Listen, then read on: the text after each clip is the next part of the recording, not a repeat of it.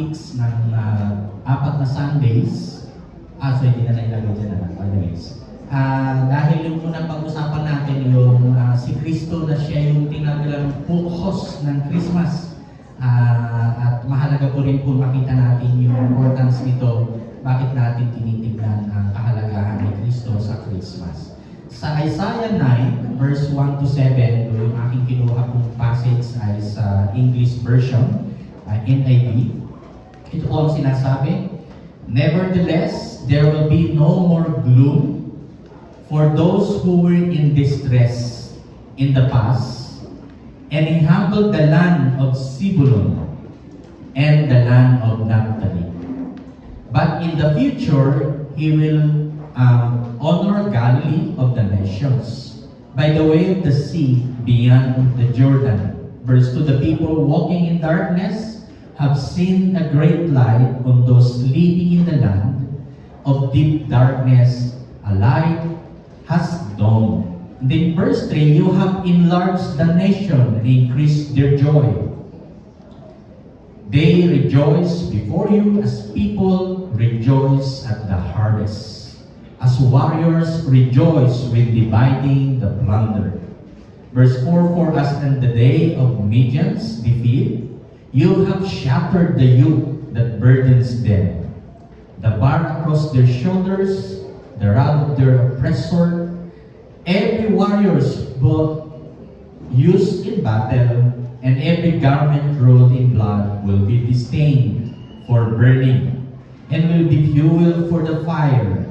And then ito po yung mahalagang palaging binabalikan kapag dumarating po ang ganitong tinatawag natin remembering the birth of Christ, lalo po yung verse 6 at saka verse 7. Ito po ang mga binabanggit. "For to us a child is born, to us a son is given, and the government will be on his shoulders, and he will be called Wonderful, Counselor, Mighty God, Everlasting Father, Prince of Peace."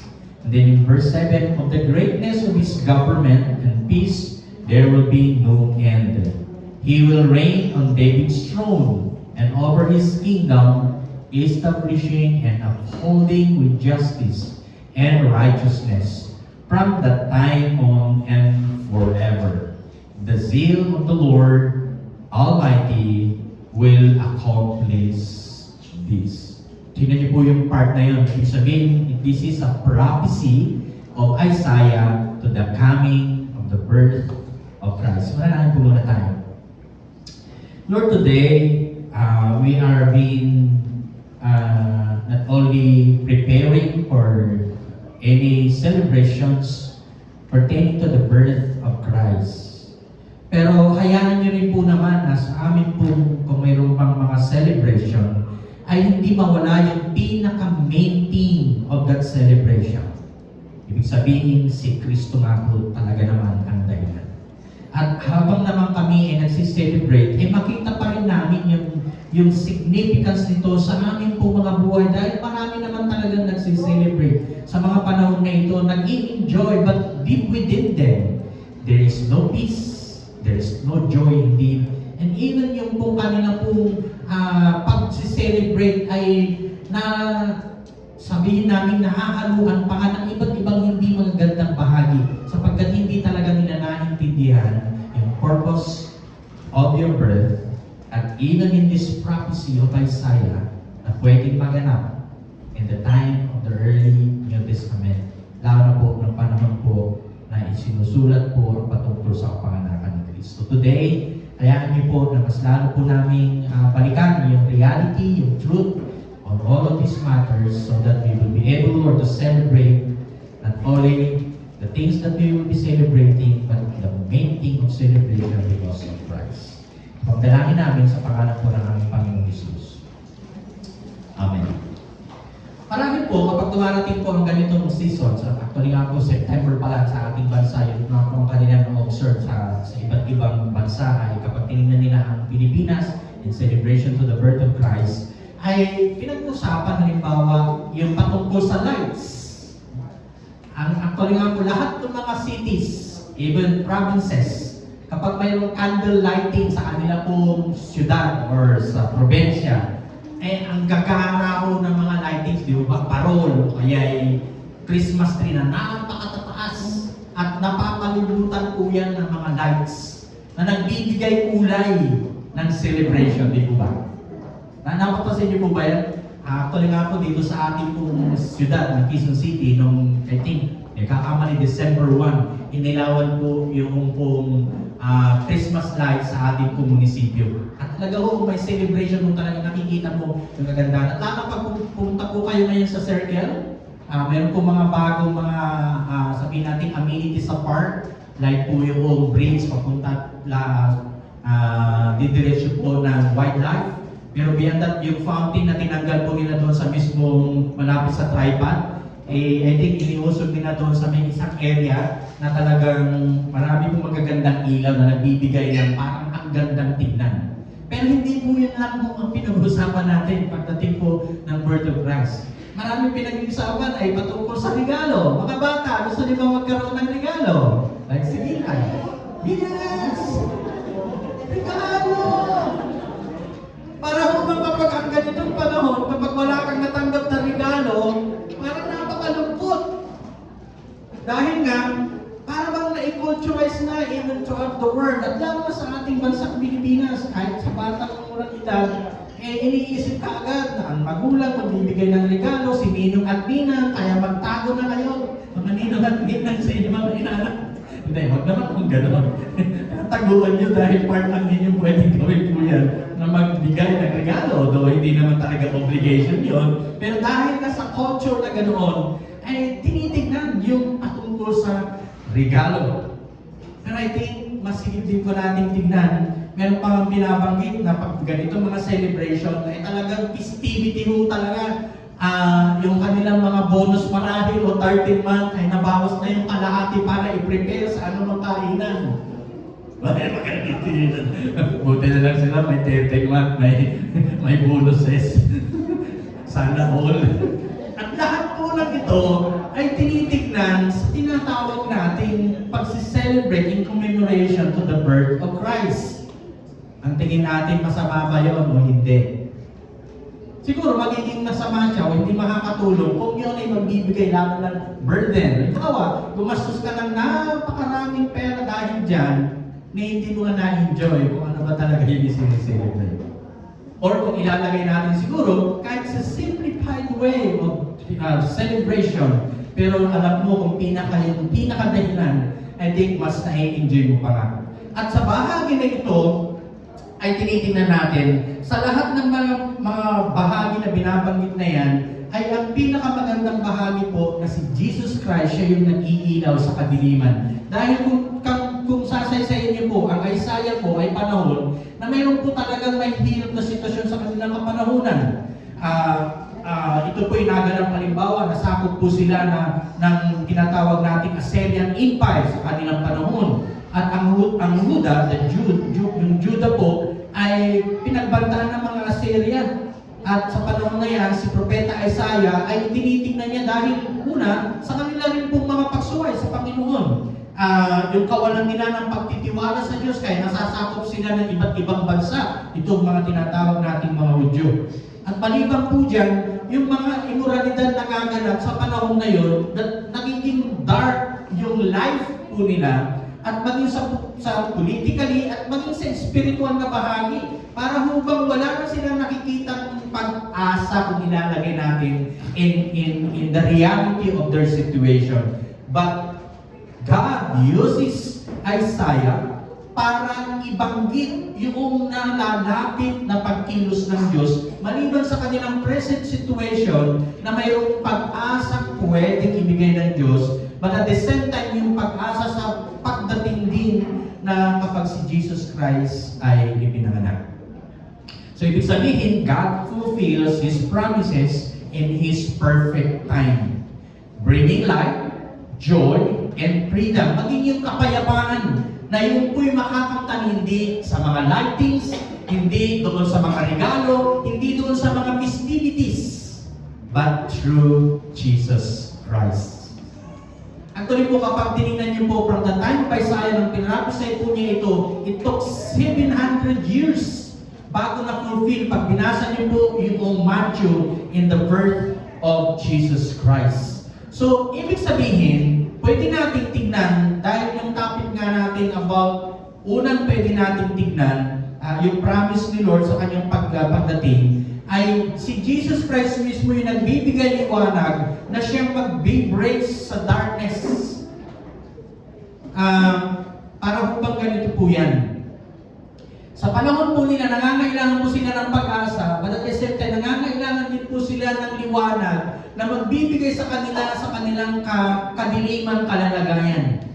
And that is why God simply says to them na mayroon pong pwedeng gumawa na magbigay ng liwanag through Jesus Christ. Lalo kapag basahin niyo po yung verse 1 and 2 as part of this point number 1 po natin. Sa Tagalog na version, ito po ang sinasabi. Ito ang pangitain ni Isaiah na anak ni Amos tungkol sa Huda at sa Jerusalem. Sa mga huling araw, ang bundok ng kinatayuan ng templo ni Yahweh ay mamumukod sa taas sa lahat ng bundok. Daragsak sa kanya ang lahat ng bansa. And then, yung verse 3 na, ang maraming taong lalapit sa kanya ay magsasabing ganito, si Yahweh, verse 9 pala, verse 9, chapter 9 pa kayo dapat basahin ko.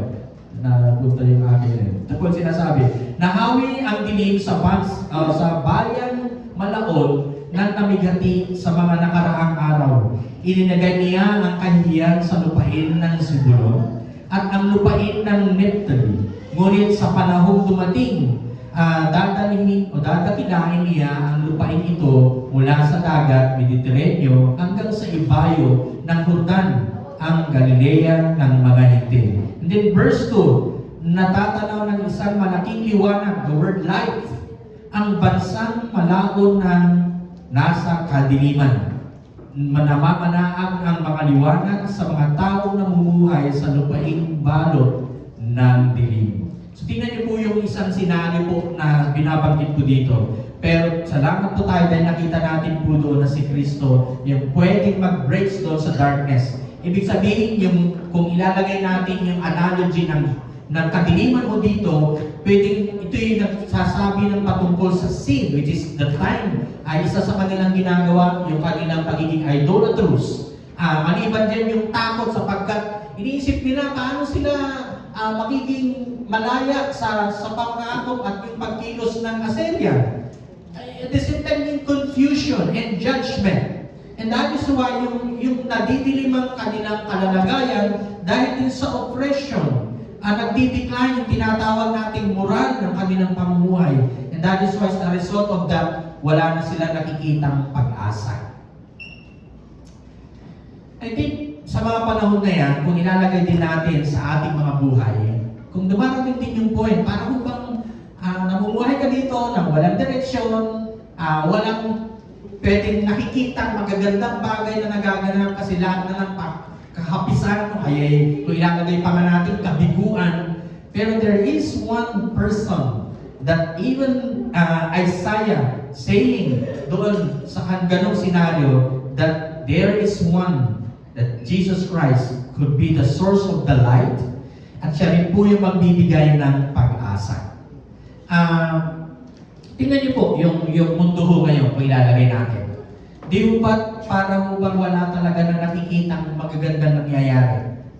Lalo na kung ilalagay din natin yung kalalagayan ng ating bansa. Sa ganito ba mga panahon na mataas yung inflation, yung pag 500 ay kakasya sa pag-Noche Buena. Baka nag-aalala pa kayo, Lord, kulang ito sa 5 katao sa ating pamilya. Pero I think, mas higit pang tignan natin yung pinaka-main na nagaganap sa buhay natin.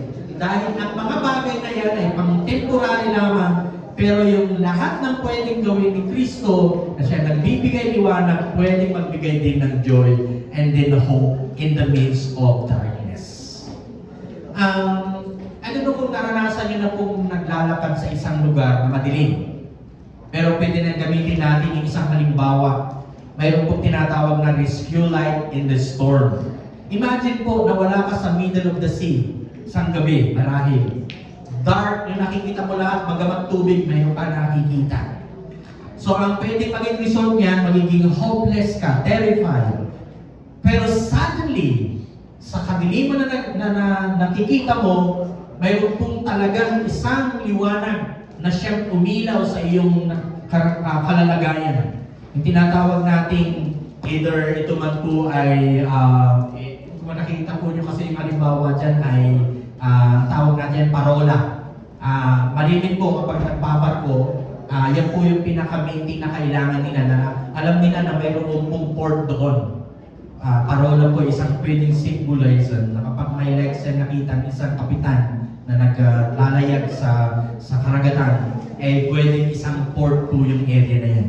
At magbibigay hope na malapit na sila doon sa dalampasigan o kaya pwedeng magdadaong in a way. And I think yun po yung magandang bahagi. Kapag nangyari po yun sa iyong kalalagayan doon sa gitna ng kadiliman sa sea, there will be a rescue na pwedeng mangyari at ikaw i-rescue doon sa iyong kalalagayan. At yung iyong fear, yung helplessness mo sa ganoong kalagayan, pag nakita ka ng liwanag, ay hindi lamang po magbibigay ng illumination para kung ano yung makikita mo along the way, but yung source of rescue. And I think, yung mahalagang pwede nating tignan dito, evaluate mo yung sarili mo ngayon. Nabubuhay ka ba ngayon doon sa darkness, kawalan ng pag-asa? May good news po. Dahil maging itong prophecy po ni Isaiah sa panahon po ng mga Hudyo, there is a light that breaks darkness in their situation. Parang baka pwede mong isipin din ito as an application. Are you walking through darkness seasons in this time? Dapat mong isipin, Christ is your light. When Christ shines, sin loses its power. Diba? You are living in darkness because of sin. Pero kapag si Kristo ay naiintindihan mo na siya yung source ng light, yung iyong kasalanan, malulusaw yun dahil sa kapangyarihan ng liwanag ng gagaling kay Kristo. At I think yun po yung magandang karanasan na pwedeng maganap sa isang tao na naghahanap ng totoong liwanag that only Christ can be. Siya rin po yung nagbibigay ng light into your family man yan. Kung madilim at medyo masalimuot ang samahan ng iyong pamilya. Kung ikaw ay nagsiserve kay Lord, para bang na-burn out ka na marahil at para bang iniisip mo, nakapagod na sa ministry, siya yung nagbibigay din ng strength. O kung ikaw ay working, medyo itong panahon na ito ay dapat na-receive mo na yung bonus mo o 13th month pero wala pa. Para umaasa ka talaga. Baka nga kailangan mong tingnan na baka nga si Lord ang unang mong isipin at hingin sa Kanya yung Kanyang mga favor at maranasan mo yung Kanyang pagpapala. So, only Christ can break the darkness of life. Kahit na yung mga sinners na nakikita ho natin sa kanilang pamumuhay sa kadiliman, only Christ can break their yung living in darkness and sin in life. At yun po dapat ang ating palaging isipin sa mga panahon na mahirap ang sitwasyon at kawalan ng pag-asa, Christ could bring and even to break the darkness. Yun po yung una na ating pong nakita ho dito. Pangalawa, the joy that God restores. Sa talatang 3 po ay mapapansin po natin yung binanggit po ni Isaiah po dito. I think nabasa na natin yung part na yun kung di kakamali. Pero ulitin pa po natin. Sabi po niya, iyong pinasigla ang kanilang pagdiriwang. Dinagdagan mo ang kanilang tuwa. Tulad ng mga tao sa panahon ng anihan. Tulad ng mga taong naghahati ng masamsam ng kayamanan na patungkol po yun sa war. Kapag tinignan niyo po yung mga panahon na si David sa Old Testament times, sa kanyang paghahari, every time that they will go to war, kapag nasasakop po nila yung bansa na kanila pong either sinakop lahat po ng mga bagay na pwede nang matake na mapapakinabangan. Even people na maging prisoners of war, kanila po yung dinadala at binabalik sa kanila pong lugar na pinanggalingan. At the same time, they will rejoice because of that. And I think dito po sa verse 3 na binabanggit, pwedeng pinapakita niya in their times of sorrow, ni-replace ni Lord ng overwhelming o overflowing joy. At itong joy na ito ay inihintulad sa isang harvest time. When hard work finally pays off. Naranasan ko po yan, no? Panahon na ako po'y tumutulong sa nung buhay pa po yung lolo ko at maging yung aking tatay na kapag siya po ay nagsasama. Medyo mahirap yung mga preparations kasi talagang haharapin mo yung pagod at ulan at araw. Kapag naitanim naman ng po yung halimbawa po ay palay, and then kapag marami pa kapang gagawin na paghahantay, either 3 months kasi mostly 3 months yung pagtatanim ng palay hanggang siya ma-harvest. Pero kapag harvest time na, di ba, napakasaya lang, makikita mo yung buhay nung tinatawag nating palay, ang gaganda, yung butil, malulusog. Kapag hinarvest na po yun at lalo't marami yung na-harvest, talagang may celebration. At isa pa nga po, hindi ko makakalimutan sa mga panahon na ganyan, meron po kasing mga malagkit na klaseng tinatanim din yung ilang part lang ng portion ng lupa. Kapag hinarvest po yun, ang tawag namin po yun ay yung ginagawang sa Pangasinan si Pwede Remen. Nakaka-relate mo yung mga taga-Pangasinan po dyan.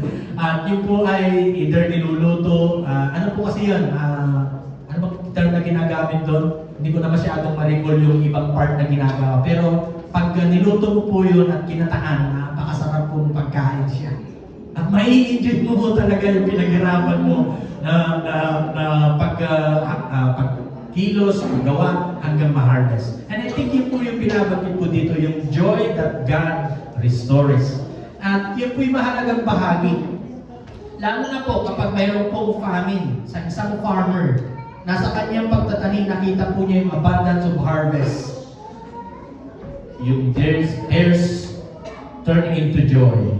And then at the same time, Christ brings that kind of joy, yung deep and lasting and overflowing. Kaya dapat lang natingnan natin na ang Diyos mismo rin ang nagre-restore or nag-be-bless along the way sa ating mga kakulangan kung mayroong mga pagkakataon ngayon. And that is why true joy is not from gifts, dapat, success, or people. It's from Christ. So when Christ reigns in your heart, joy becomes your strength. Sabi ng Nehemiah chapter 8, verse 10. At I think yun po yung mahalagang bahagi. Para sa mga panahon na ito ngayon, baka panandalian lang o kayo either things yung tao nakatingin para magkaroon talaga ng joy. At lalo na kapag, of course, sa inyo naman kapag pinaghirapan mo sa trabaho, tapos dumating na yung lahat ng mga blessing, there is joy. Pero masigit po dapat dyan na ma-enjoy mo rin siyempre yung anumang ibinibigay ni Lord na blessing. At yun po yung isang susi ng pagtingin kung paano ang Diyos mismo ang nagbibigay talaga ng totoong joy. At secondary na naman yung mga material things para ma-enjoy natin to celebrate what God is doing in our lives. So yun po yung pangalawa. Christ's coming ay hindi lang ang nag-big breaks doon sa darkness, kung may man sin and everything, but even His coming will give us the joy that God restores. Yun po yung mahalaga dapat na maging attitude natin as we commemorate the birth of Christ. So from Christ gives light to the darkness and joy. Yung pangatlo po dapat nating isipin, yung kalayaan, the freedom that God provides. I don't know kung titingnan niyo po, may mga taong nakukulong, either dahil sa kanila talagang intentional na ginawa na krimen. May mga tao rin naman nakukulong dahil sila either nadawit lang or naging false identity, and that is why sila'y nakulong at minsan ngayon nagkaroon ng verdict na hindi naman nila ginawa. Pero all of that, may mga pagkakataon po ng mga nakukulong na kahit sa kanilang kulungan, kapag naintindihan nila na naranasan nila lalo si Jesus Christ, mas gusto pa nilang manatili sa kulungan kaysa nakalabas. Bakit ko nabanggit yun? Dahil mga ilang beses din po tayo nakarating sa Muntinlupa sa isang medical mission, kasama ko, kung kilala niyo pa po si Sir Jonah, ay isama po kami na hindi lamang maging mag-observe, but to see kung ano yung gagawin, at makatulog din along the way. At nakaka-amaze din yung mga tao na sa tagal na doon sa kulungan, dahil sa kanilang either yung ganawa nila o hindi, pero kapag nakilala nila si Lord, dahil may mga gawain po doon, may mga umaabot na mga pastor, na nag-share po sa kanila, at may talagang Sunday service doon sa mga prisons. Sipin niyo po yun. Kaya, na-enjoy man natin malaya dito sa simbahan o sa sumamba, sa kanila kahit nandun sila sa kulungan, mayroon sila certain place, hindi man kulungan sila doon sa Rias na nagsasama-sama, kundi isang place, either playground po yan sa kanila doon sa kulungan sa Muntinlupa, mayroon silang panahon to worship God. At kapag naintindihan nila yung kanilang panalagayan at naintindihan nila si Kristo ang nagbibigay kalayaan, parang iniisip nila mas masarap pang mabuhay dito sa Muntinlupa o kay kulungan. Dahil may gwardiya sila. Libre pagkain araw-araw. Napansin niyo mo yun, kaya ganun siguro yung mentality nila. Kasi paglabas nila, halimbawa, totally talagang mali yung ginawa nila, minsan hindi na sila matanggap ng society, pamilya. Dahil parang itinakwil na sila. Mga talaga nila itinakwil na. Kaya hindi naman sila nadadalaw along the way.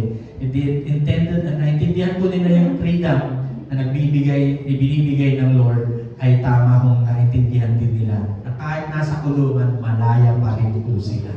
And I think yun po yung mahirap natin minsan intindihin. Though, kung ilalagay natin yung ginamit po dito ng mga term, like yung tinatawag nating yoke, rod, yun ang sisimbolize ng oppression or bondage. Dahil politically at that time, yung mga Jew ay nasakop po sila ng Assyrian. And that is why politically ay wala silang kalayahan. Ang emotional and spiritual as well. And that is why they are needing a deliverer. Yung pwedeng magligtas sa kanila sa yoke of the bondage of either political oppression. Or yung tinatawag din siguro the burden of fear and guilt. And that is why they need the freedom that comes from God na kanyang pinuprovide. Meron na isang tao, a man bound by chains cannot free himself. But when a stronger rescuer breaks the chains, freedom becomes real. At walang iba yun kundi si Jesus Christ. Ibalik mo yung sarili mo ngayon. Are you still living in sabihin natin parang nakakulong na wala kang kalayahan? Either ito man po ay analogy o wala kang kalayahan dahil bandits ka rin pa rin ng kaaway. Baka isipin mo na yung pagdating ni Jesus Christ, may ibinoprovide siyang freedom. At yung freedom na yun pwedeng mag-breaks ng any yoke or oppressions, kung ito man po ay guilt or sin or fear. God can give you that kind of freedom. Sarap pong mabuhay na malaya. Amin po ba? Sarap pong mabuhay na malaya kasi malaya kang, kumbaga sa ano po, malaya kang maglakad, malaya kang gumawa ng mga bagay na of course, and the goodness na dapat maganda rin na ginagawa dahil sa kalayaan nangyari sa iyo. Pero at the same time, yung kalayaan na wala ka nang iniisip na guilt, like yung sin, dahil yung binrape na ni Jesus Christ at mayroon ka ng freedom. Hindi lamang po yan, Jesus sets people free from addiction. Kung addiction yung iyong bondage, yung bitterness, fear, or shame. And then, makikita mo that Christ is the one who gives you that kind of freedom. Kaya nga, nawa mabuhay ka ngayon, aral ganitong mga panahon, sa kalayaan na ibinibigay ng Diyos sa iyo. Pero kung ikaw ay natatalikalan pa rin ng iba't ibang takot ng kasalanan, I think it's not the time that you should understand that Christ in His coming ay meron kong tinatawag na freedom na totoong kalayaan na ibinibigay sa bawat isa. So from darkness na binibreaks you ni Jesus Christ, He also gives the joy. And that is why as well as freedom. Yung pang-apat, ito po, na symbolism na talagang sa tingin natin, napakahalagang mga salita na dapat natin maintindihan. That child who is the king or si Jesus Christ as pertaining to the king. Tingnan po natin yung verse 6 and 7.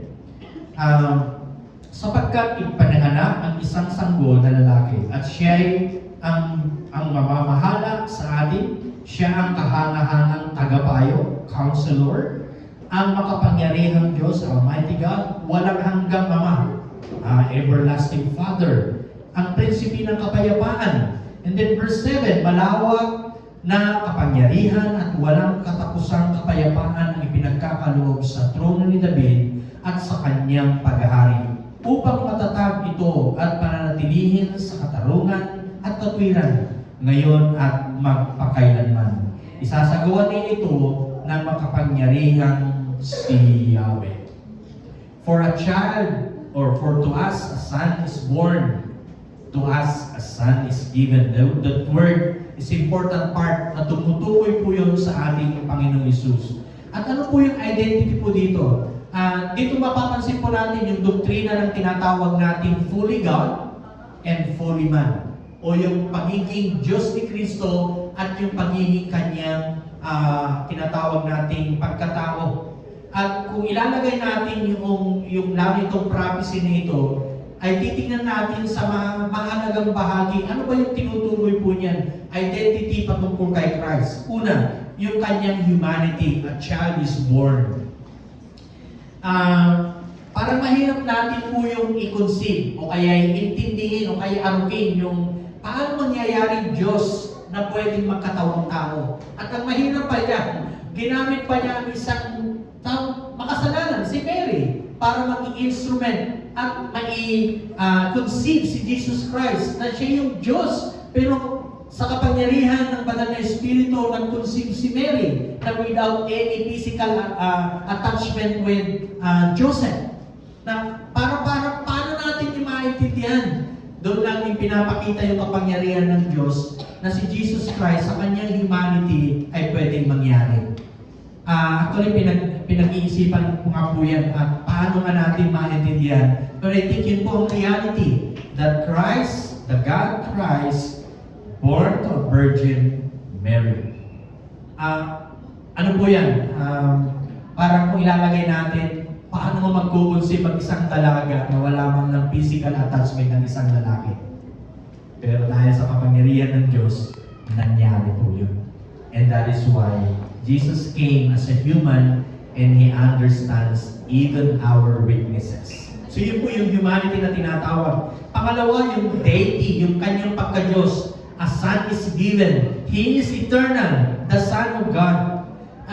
Mahirap po yung i-reconcile, pero yun yung katotohanan na binabanggit po dito. Na Diyos na nagkatawang tao. Kaya yung humanity and deity of Christ is pertaining to the King. The Son is born, or unto us a Son is born, a Son is given. So yung po from humanity to deity, but at the same time, ano yung kanyang magiging nature as revealed in the Scriptures? Dito sa ating binasa sa verses 6 to 7. Ang binanggit po dyan is wonderful counselor. He gives perfect wisdom and guidance. He is a mighty God. He is powerful to save. Everlasting Father, He cares for us with eternal compassion. At siya yung hari ng kapayapaan. He brings peace with God and peace in our hearts. Para kung ilalagay mo natin itong apat na areas ng kung ano yung kanyang nature si Jesus Christ, hindi ho ba't napakaganda na maranasan mo natin na siya yung nagbibigay ng guidance and wisdom? Siya yung may kakayanan para iligtas so tayo sa powerful enough to save. Siya yung tinatawag din nating everlasting Father. He cares even to the time na tayo ay nahihirapan. And at the same time, He brings peace. Pero maliban pa po dyan, yung pwedeng kanyang paghahari, yung kingdom po niya is eternal. He reigns in the righteousness or righteous just as unending. God Himself guarantees its fulfillment. So, yung description about Christ ay talaga hong reality po ito. At sa panahon natin, I think, mahalaga pong maintindihan ng bawat isa, even throughout the world, kung sino si Jesus Christ, the child who is the King. Marahil po, kapag pumunta ko kayo halimbawa sa England, mga kings po kasi yan, tinatawag natin. Mayroon din pong, I think, yung prinsipe na punta kayo ng Thailand. Sino gusto pumunta ng Thailand? Next year kasi may mga pupunta ng Thailand. Sana all. Pag pumunta ko kayo ng Thailand, mayroon pong hari ng Thailand. Siya yung nag-overall sa buong Thailand. At kung ilalagay din po natin, kaya halimbawa, sa time ni Jesus Christ, mahirap isipin din, intindihin, dahil ang ine-expect lang ng bagong tipan na ipapanganak na magliligtas sa kanila, the New Testament time, ay yung haring manggagaling sa isang tinatawag nating kaharian. Pero ano yung kabaligtaran? Si Jesus Christ ang ipinanganak? Sabi pinanganak si Jesus Christ? Sa sabsaban lang.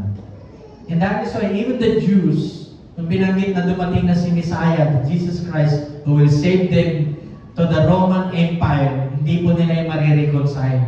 Kasi ang ine-expect po nila yung maghahari na siyang magliligtas sa kanila ay coming from the tribe of David, the throne of David.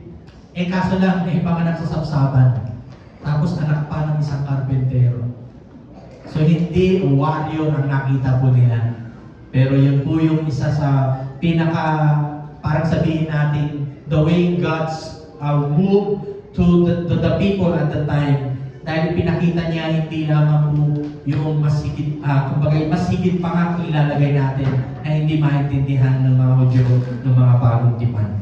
And that is why kung ilalagay natin sa coming of Christ na nabanggit dito sa verse 6 to 7, ay pinapakita po yung napakagandang bahagi na pwede natin in-application that Jesus Christ rule your decisions, emotions, and relationships. Christ brings peace whenever He is allowed to reign. And at the same time, pagkatiwalaan natin siya dahil yung kanyang kaharian ay hindi magwawakas at hindi nag-fail. Para kumbaga sa ilalagay natin, siya yung pinaka-perfect king. Though sa mga pananaw ng tao, siya po ay isang napaka-lower type na taong pinanganak na inaasahan lalo ng mga Hudyo. But in the Bible, as we interpret this, ito'y napakahalagang bahagi that the child ay na siya yung hari, na siya magliligtas in his human and divine na nature ay kaya niyang iligtas yung bawat isa po sa atin. So, silipin po natin yung Isaiah chapter 9 verse 1 to 7 ay nagpapakita ng promise ng coming King na si Jesus Christ. Na siya yung light. Ito dapat maliwanag sa atin yan. Siya rin po yung nagbibigay joy in times of our sorrow. Siya na nagbibigay ng freedom kung sakali mang may bondages sa ating mga buhay. But at the same time, He reigns forever dahil siya rin ay isang hari na dapat siya maghari sa ating mga buhay. And that is why Christmas is not the story of man searching for God. Sabihin, parang ganun po ang nangyayari po ngayon, no? Pero itong mas kabaligtaran, it's the story of God coming down to rescue man. I think maliwanag dapat po sa atin yun. Kasi yun naman po talaga ang pinaka-main thing that God want to rescue man in their situation. So ano yung response po natin? May apat po tayong pwedeng isipin po dito. As you respond to this four important truths about the coming of Christ the Lord. Will you let His light shine in your life? Dapat lang sana. Kasi kung nasa darkness ka pa rin kapatid ngayon, dapat talaga si Kristo ang magbigay liwanag sa iyong buhay para maging maayos yung takbo ng iyong pang-araw-araw na buhay. Pangalawa, will you allow His joy to fill your heart? Hayaan mo ba na yung totoong joy na binibigay ni Jesus Christ ang siyang pupuno sa iyong puso? Other than that or otherwise, ma-enjoy mo man yung mga regalo na ibibigay sa iyo o yung festivity ng either reunion or sama-sama mga pag-celebrate. Pero kung wala yung totoong joy na binibigay ni Jesus Christ, hindi mo pa rin maintindihan yung lahat ng mga kasiyahan.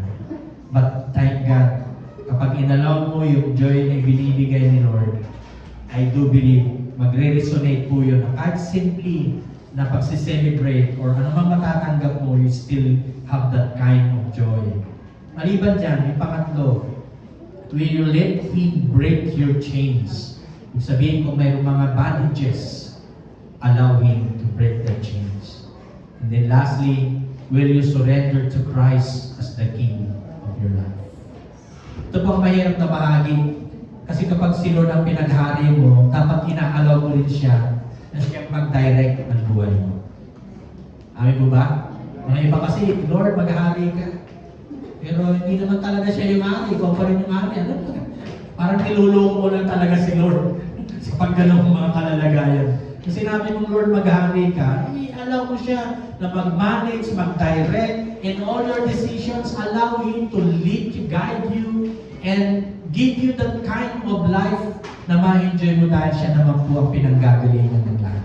So mga kapatid, I pray as we continue to look forward to this celebration of Christmas, lalo po yung ating 21 na third Sunday na Christmas celebration, ay talagang makita ko natin yung pinaka-main meaning na ang lahat po na yan may promise si Lord na kanyang anak na ipinangako ay kanyang pinulfi. Pagpalain po tayong lahat ng ating Panginoon. Muna tayo ng offering, then after that we have the our communion.